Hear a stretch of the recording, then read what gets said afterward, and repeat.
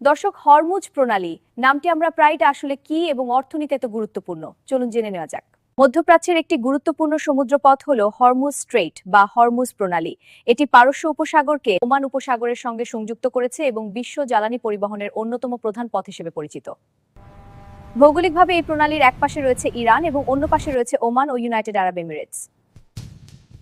প্রণালীটির প্রস্থ তুলনামূলকভাবে কম হলেও এটি দিয়ে প্রতিদিন বিপুল সংখ্যক তেলবাহী জাহাজ চলাচল করে। এখান থেকে সেই সমুদ্রপথে মোট অপরিশোধিত তেলের প্রায় 20% এই হরমুজ প্রণালী দিয়ে বিশ্বের বিভিন্ন দেশে পৌঁছে থাকে। মধ্যপ্রাচ্যের তেল সমৃদ্ধ দেশগুলোর তেল রপ্তানির বড় অংশই এই পথ ব্যবহার করে।